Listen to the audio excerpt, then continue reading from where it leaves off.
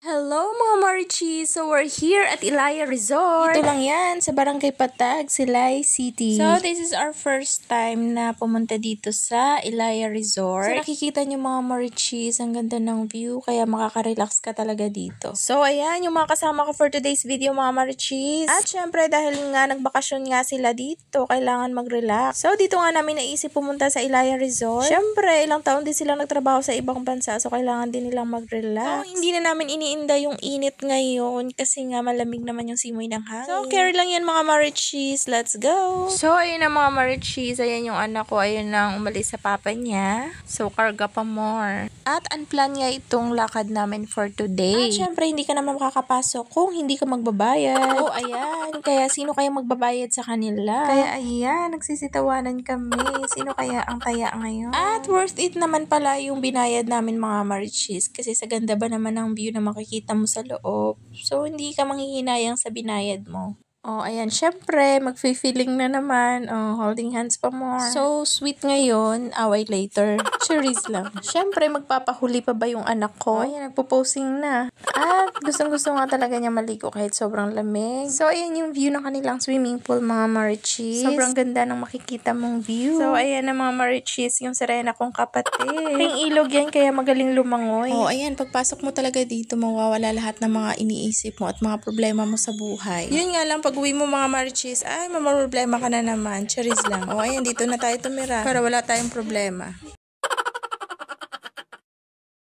Yung ready ka na lumangoy, pero epic fail. Yung hindi mo alam, sobrang lalim pala.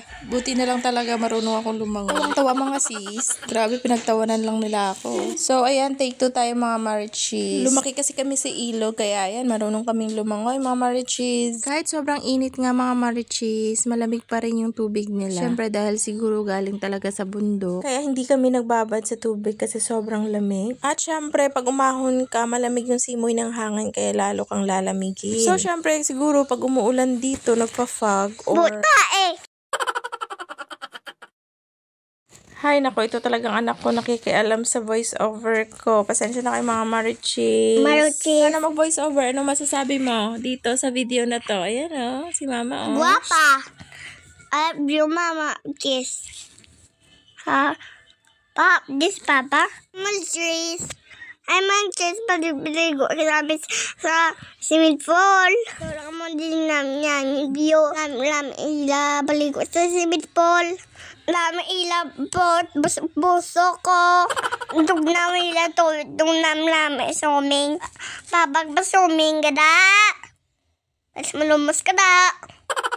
Oh, ayan, tinake over na ng anak ko yung voice over ko, Mama Richie. So, ayun na, umaho na si Dugong ng Negros. lang, baka mapagalitan.